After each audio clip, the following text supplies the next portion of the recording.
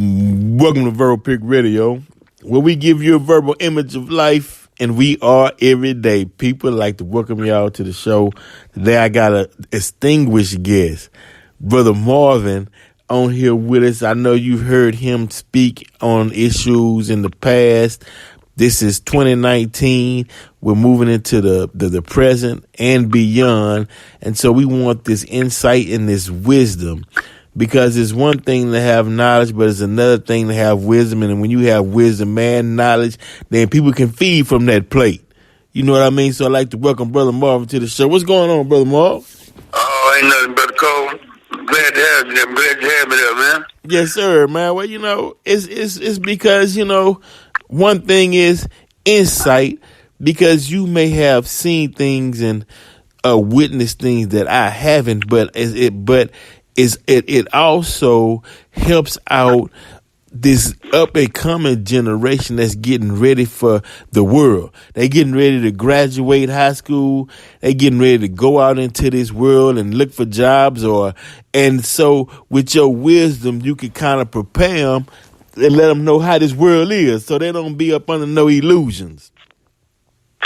Man, I tell you, we're going backwards, man. That's where I look. It seems like some of the same things that I was experiencing. I grew up in the 60s and 70s, you know, a little racist town. I'm not going to call the name of it, but in Northeast Texas. And they had men, women, colored restrooms. So it looks like we headed back in that direction, though. See, and now, important question. What can we do? It's a two-part question. What can we do to stop it or curve it or give us time before we get to that direction? And how can we relay the message to the youth so that they don't get caught up in it or can recognize certain writings on the wall or certain things that are being said or certain things that are taking place that would lead you to believe that we headed back in that direction? Well, you see it every day. I mean, since Trump been president, I mean, every day, everything's always some kind of racist this, or, you know, they having a slip of the tongue here, or, you know, everybody just done got bold. Stuff they used to say in private, you know, they are fooling, and technology is dangerous. They don't understand technology. They don't understand that everything you say is not private no more. Right. You know, you're not in the room with the good old boys where as far as it's going. Now, soon you say it or put it on Twitter, boom, it's all over the world. So, you know, they don't understand that. You know, Martin Luther King, they just passed. We had one, he kind of had a slip of the tongue, Martin Luther King. I know that sounds like King to him, but, you know. Right, and then they want to try to explain it away. You can't explain that. You can't explain you know, that. I mean, if you slip the way that easy, I mean, you say it all the time. Had the young white lady at Oklahoma University with the blackface on and talking about, are you my nigga? You know, and it's like 2019. Yeah. But then again, I can't say, though, it made improvement, because I ain't never seen a white girl look so good and all that black. But she thought she was... You know the thing about it, though, and this has always been the problem with them. They love us. They just hate they not us. You know what I'm saying? They hate us because they not us. Yeah. They love everything about it. They love our moves. They love our style. They steal everything we do. Our mannerism, dance. They love that black skin so much they want to paint themselves black. I mean, they left in that sun and kiss counts and everything else trying to get like us. But they don't want to be around the real us. Right. You know what I'm saying? Right. But and then see, the ideology of black inferiority that we bought into it. Let's say I did. See, let me tell you like this here, man. I mean, if we would start learning more about our own self and stop trying to run behind that white man, I mean, what do he have to do to you to make you realize he don't want your ass? Right. You know, people just, I mean, they love him, but they'll forget him. I don't care what he do, they're still right there. Yeah. You know, but the thing about it, though, it's not helping us. We got to learn how to help ourselves, man. They got people in there to take away all those handouts you've been getting over the years. Yeah. them perks and stuff, they finna take away all that. They finna change the game. Yeah. And you keep on sitting back, waiting on them to come and rescue you, or you can get out there and do something for yourself, man. We need to help our own self. You have to, man. We got enough money to do it. Yeah. Like for instance, Black History Month is coming up next month. Mm-hmm. And I come up with the idea, we ought to make history this year. Right. 2019, February. We need to make history. Right. We need to throw a tribute to Black Wall Street. Come on. You know what I'm saying? We need to do something just for 1 month, 28 days, the shortest month of the year. Spend your dollar the correct way. Right. I mean, you try to, utilize all black businesses for 28 days. And if they're not black business, I know it's impossible to go to just a strictly black-owned business and everything, but you go to a place and they ain't got no black folk there, hey, you don't need to be there. Yeah, because... Just spend your money for 1 month and see what kind of difference it makes. Yeah. You know what I'm saying? Yeah, that definitely is a show of strength, because we need that. How it's like, how you gonna spend your money and get abused at the same time, and then go back and give them your money again and get abused again? It's like, that's a sign of a psychosis. Man, look at like Papa John pizza, man. I haven't had it. I wasn't eating before all that shit went down. Right. But just to show you how my mindset is, the Houston Chronicle, the only paper in Houston. When Obama was running against Mitt Romney, they endorsed Mitt Romney. I haven't bought a Chronicle since. You know how many years ago that been? I haven't spent not one penny on another Chronicle since then. Right. Nah. That's just me. I mean, that's my own, personal rebellion and stuff. You know? Right. But it makes sense though. You know what I mean? That's called a.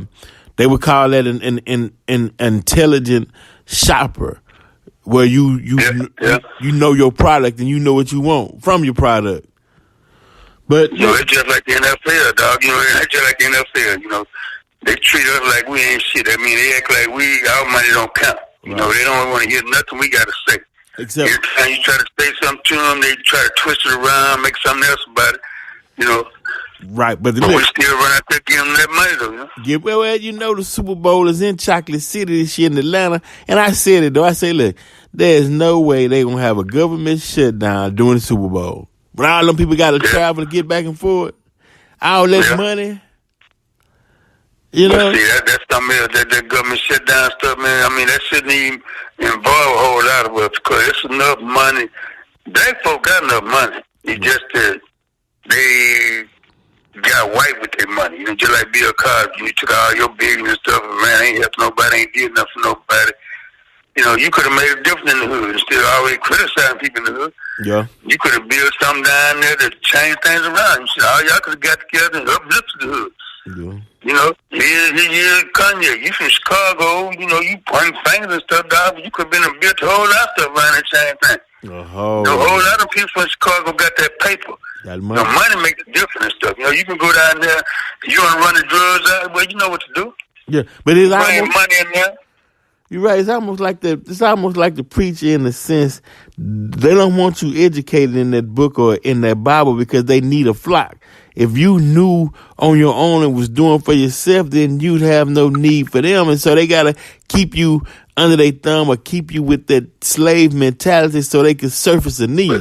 They can service a need. What get me about church, man, is people go down there and you spend your money to hear the same old stories you've been hearing all your life.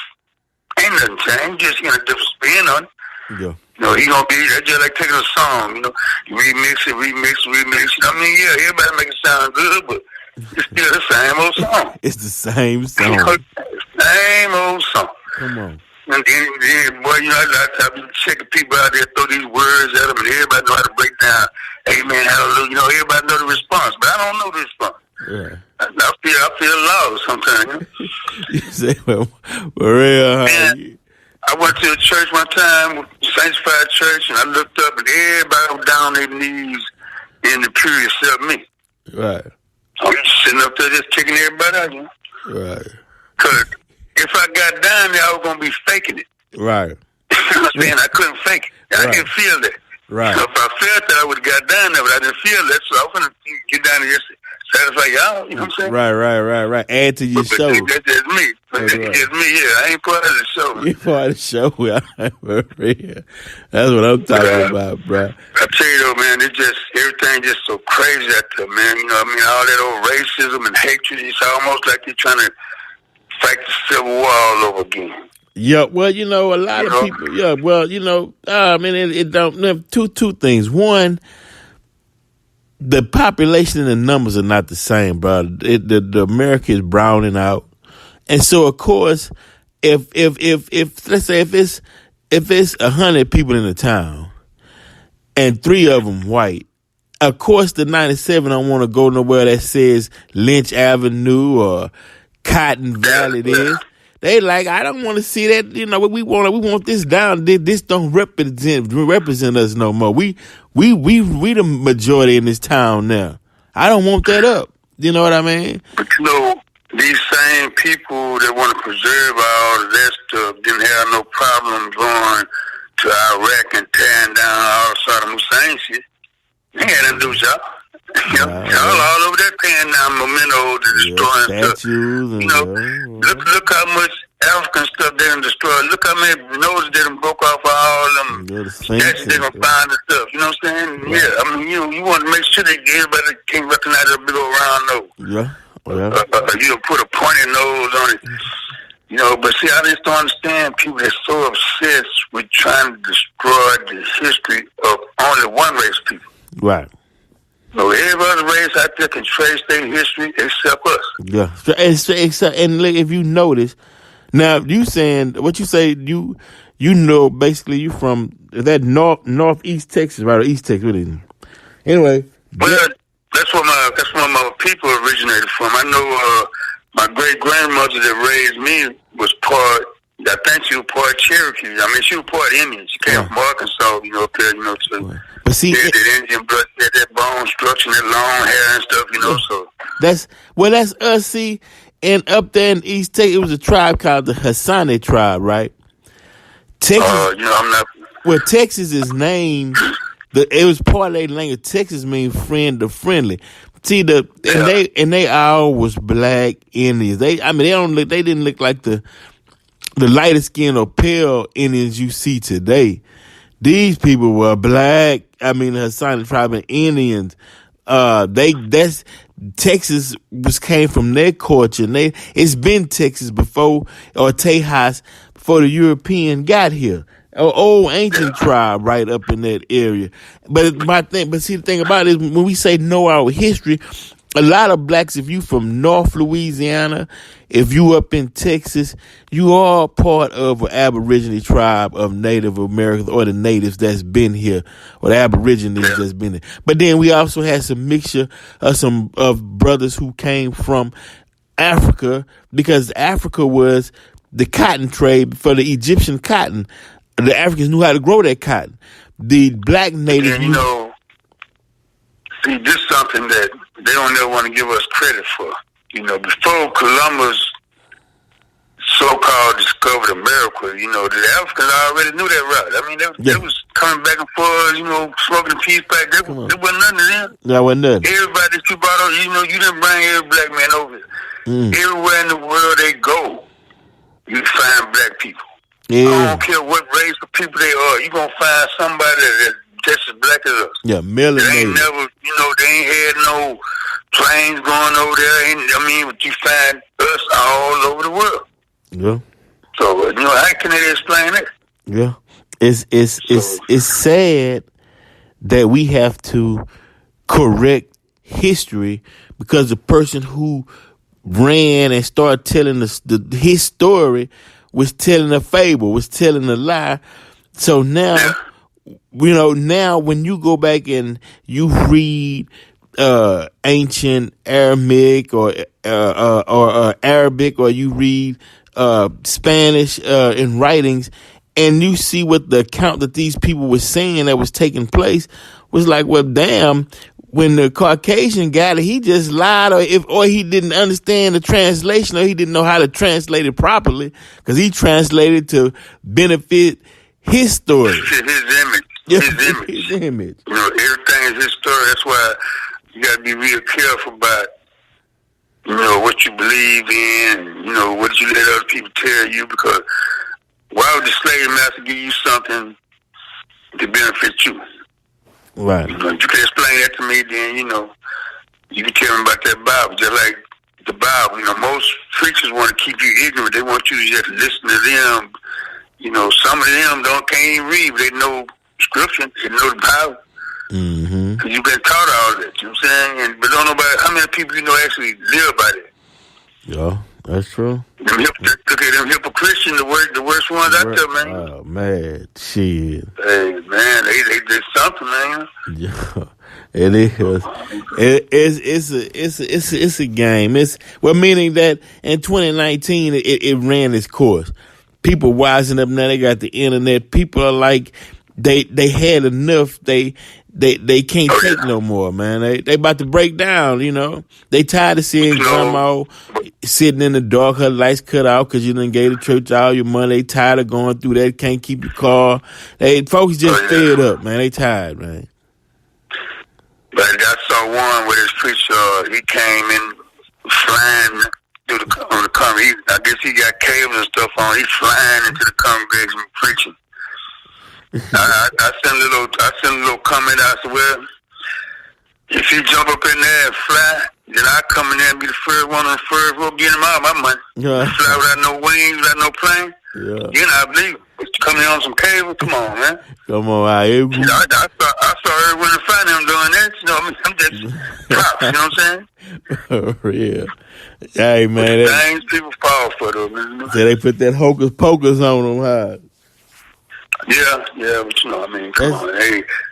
All that, your need praying and all that stuff, I guess it was all right, but you got to do more than that. Right. What's good as a prayer? You just sit on your head. You ain't getting off your head trying to make that happen. You got to do something. Got to do something. You know what I'm saying? Ain't nobody just going to roll up on you and just give you all the stuff you praying for without you making a move.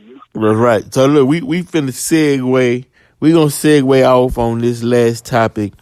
During the government shutdown, they were saying that if it went into February the 1st, they had already started cutting funding for HUD housing, and they was talking about cutting funding for food stamps and different programs. And do you think that in the future that was just a test to get a reaction, and that they might go ahead with it one day?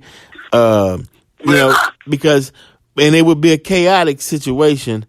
Because I was getting texts, people were saying that if you know anybody that's on government aid or whatever, tell them to save their money, stock up on their food, spend their money wisely. They was giving them messages on what to do. And it's like, man, that would be, even though there's more white folks on welfare than black people, but see, that's the problem right there. See, Trump got in his mind that he hurting black folks and Mexicans by messing with this welfare and housing. See, that's how ignorant racist is. You got tunnel vision. All you see is Mexican coming across the border and blacks and Mexican on welfare. That's all you see. They got two borders. They bring all the dope they want to across Canada. They just still right on crossing. New York, Detroit, the area that is come right on across. Don't even check them. Mm-hmm. But anyway, you always want to, but see, they act like they just hurting the black folk. That's why you got Ben Carson over this. Mm-hmm. You know what I'm saying? So when everything gets screwed up and everything, you got somebody to blame, that, they love to play the blame the black man game. Yeah, blame the black man. His mind is just like Trump's. He think he's going to be hurting a lot of black folk too. You do, man. You do. You have. They already talking about, instead of giving them food stamps, passing out these boxes of food. Yeah, man, you got Negroes, man, that'll go to white people and tell them which blacks to watch and these type of blacks and work with them. Oh, man, look at I work with one like that, man. JP. I don't mind calling him out because everybody need to know about people like him. No. And there was another one too, man. Boy, you talking about a snake? But anyway, I don't want to get outside. I don't want to go all up in there, man. But yeah, man, it's just But that's why I said we got to learn how to take care of ourselves, man. I mean, you know, like I said, I saw Marshawn Lynch was doing an interview on one of them Tonight Show or something. But anyway, he was talking about the regentrification of America. You know, how the white folks moving in and they kicking all the blacks out. You know, like they did in the World War. You know, so he said what he's doing in his area, he buying up a whole lot of property and stuff.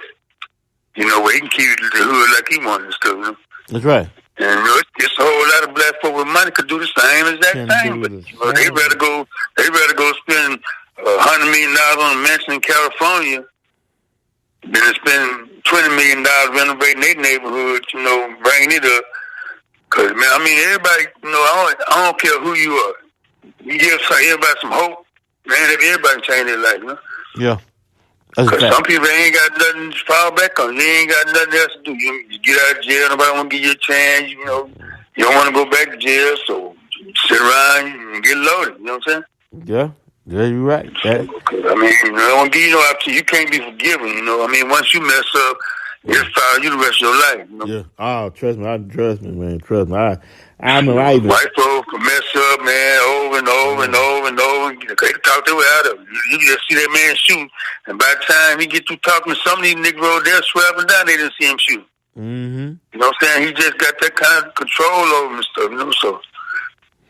Yeah, man. But, you know, I never got indoctrinated like that, man, you know, so. Yeah, well, that's a blessing. You got a free mind, and it's just the energy, what's out in the atmosphere is people are saying, man, we coming to the end. These the last days. It's getting so chaotic. 5 officers shot here in Houston, Texas. I mean, they saying it's just chaotic. Things are just, I don't know, man. It's getting out of control, bro. But you know, yeah, it's just gonna make it. It's just gonna make it even worse for the people on the streets, though. Now, these police, they already scared, and now 5 officers got shots. Hey.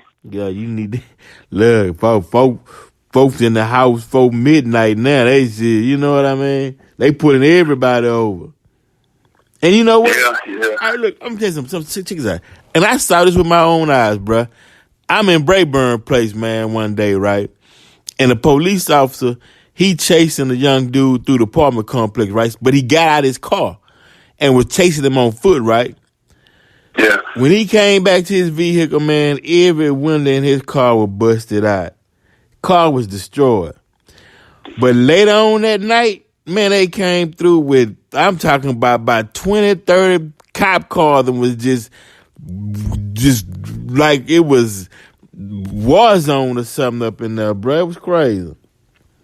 So you but, you know, they just like places like Chicago, man. You know, they always want to act like we supposed to police our own neighborhoods. We got all these police officers, all these heroes out there, and all this stuff going in Chicago. Y'all got all this gear, all this equipment, but you can't go in there and intervene with that. You let you stop somebody that ain't got no gun. Oh, boy, y'all really bad, ain't you? Yeah, you finna. Hey, I mean, when nobody say nothing, if you go in there and you shut it out with somebody that's shooting back at you, when nobody say nothing. Right. You know what I'm saying? We ain't got no beef. The only beef we got when you stop somebody that's unarmed and killing them on the side of the road. That's the problem. Yeah, that's the problem. You know, not going in, you go in there with your war gear, you do what you gotta do. That's a war zone. Right, you in the war zone. If that what it take to straighten that out, then you do what you gotta do. Right. But we ain't got to do what's going on in Chicago. When you pull me over, don't shoot me because somebody in Chicago got shot. That's all I'm saying. Don't be scared of me because of what's going on down there. Right, like they say, we all the same, huh? Because, you know, we can't police ourselves because as soon as they see you with a gun, you're a nigga with a gun. You ain't no hero. You ain't no veteran. You ain't no police. All they see is your black skin, that gun, and they react according to that. Right. Right. So, even though our tax dollars pay part of their salary, goes into paying their salary. But we can't get justice. You know, but they're just like Gladys Knight. And I love Gladys, you know, you're entitled to your opinion, you're entitled to do what you want to do. But if you think you singing that song gonna unify America, then you sadly mistaken. And, you know, I'd be all with her singing the song if she sang the whole song. Yeah. know what I'm saying? Or either start out with verse 3. You know? Yeah, start first. See, that was really messing with that. Start singing that verse 3. So I say, that's right. Don't play. Don't got that playing and stuff. You want to go here and play. Sing the whole damn song since it's that important to you. That's right. Sing the whole. Let everybody be aware of what's really. That's what. Put everything on the table and let's deal. We ain't got. Yeah. We see. We black. We are adults, and we can think, and we can think intelligently, and put things on the table so we can decide for ourselves. Not that old boy and girl or we children, so we got to spoon feed you all because you might can't comprehend the importance of this document or what it's actually.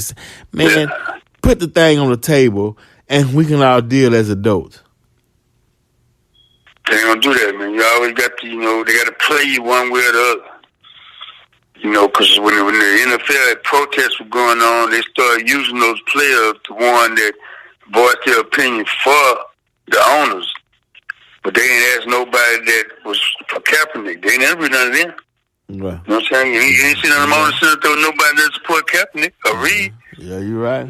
I ain't see Jim Brown and Dak Prescott. I ain't see none of them.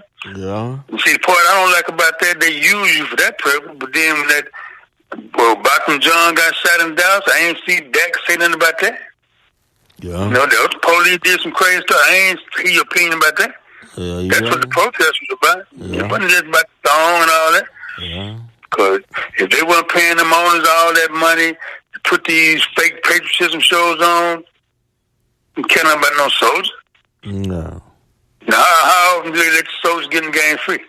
Yeah. Only when the camera rolls. I mean, you have veterans out there every day. They got games going on all the time. You can let veterans in the game all the time free.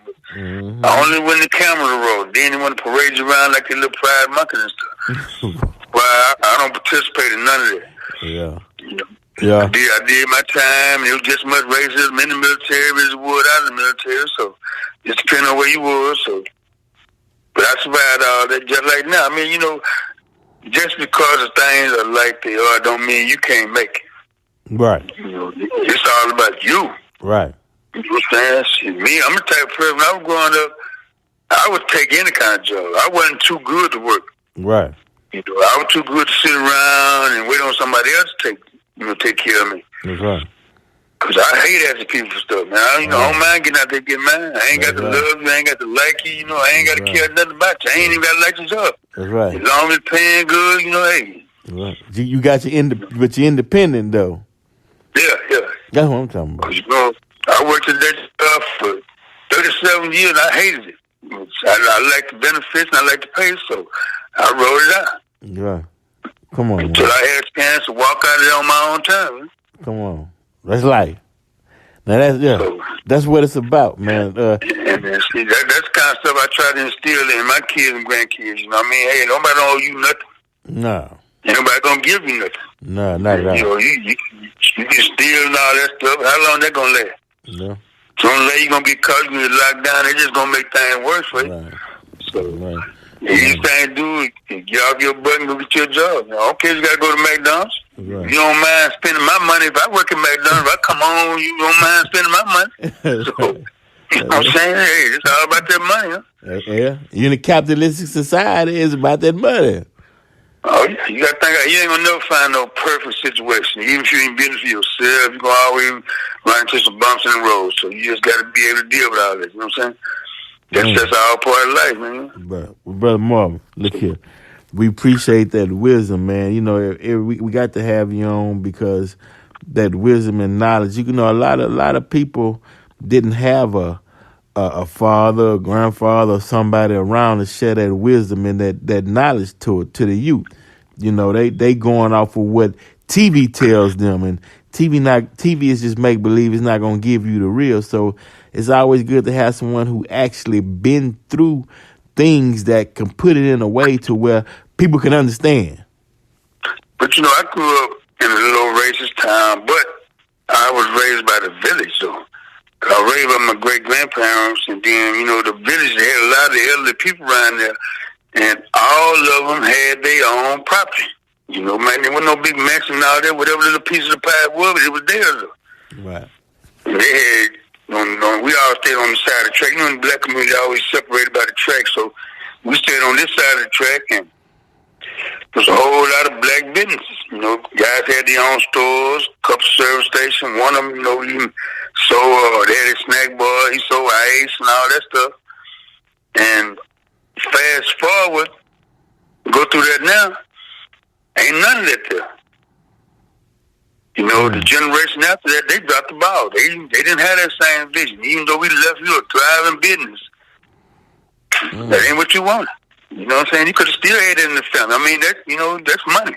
That's money. Yeah. But you got sidetracked somewhere along the way, you know, and you go through that now, man, it's just, you know, it's going to be a regentrification sooner or later because it's all them houses tore down where I used to grow up and play and all that's gone. You know? Just empty lots, you know, so it's just a matter of time for somebody to start building some on there, but it's just, you know, I don't know, somewhere along the way, somebody dropped the ball, man, you know, because when I was young, I didn't mind sitting around listening to them old men. The old men had that knowledge. They got that wisdom, man. I mean, that's right. Some of that stuff, man, you know, some of that stuff they used to tell me when I was young, I couldn't comprehend it then, you know, because I was too young. Right. But as I get older, man, some of that stuff be so clear, man, like, damn, man, you know, just like you said it was going to be, you know. That's right, man. But I was, you know, I sit there and listen to all that, man, because, you know, I was always trying to learn. My mind was like a sponge, man. I was just trying to absorb everything, man. You know what I'm saying? Right, soak up that knowledge. Something that made sense, not that crazy stuff. I ain't kidding about them white folks trying to be their friend and all that, you know? Right. Because I already know that they ain't want to never accept me, but I accept myself, so I don't need you to accept me. Just leave me alone. That's all I have. That's right. That's right. You're going to be all right. Yeah. All right, well, look here, man. Appreciate having you on, man. Once again, thank you, Brother Marvin. Thank you for having me. Yes, sir, man. It always, man, it always is an honor, man, and a pleasure, bro. And like I said, next month, Black History Month, let's make history, man. And you get that word out there, man. Let's make history. Everybody participate. Spend your money with some black folk. Okay. Make history, and that's what making history is. Spending your money with black folk. Put your send Trump and them boys a message that hey, our money count too. See, they seem to think we spend more money than anybody else do. Yeah. We buy all these products, you know, but we don't get no credit for it. You know, you go to them restaurants, we love to eat, so we eat more than the rest of them do, but they treat us like shit when we go in the restaurant. Yeah. But we still keep on running back, though. Man. Oh, come on, man. That's the sad part. That's a sad part. But we not somehow we got to break that mindset. We participate in all these little stupid challenges, Pokemon Go and Ice Bucket Challenge and all that other stuff. But why we can't participate in a challenge and spend our dollar with some black folk for a month? See how that go. Come on. I mean, it's something that's going to help us. You know what I'm saying? That's right. That's right. But anyway, yeah, man, it was nice being on the with you, dog, and I'll holler at you next time. That's right, Verbal Pig Radio, we out.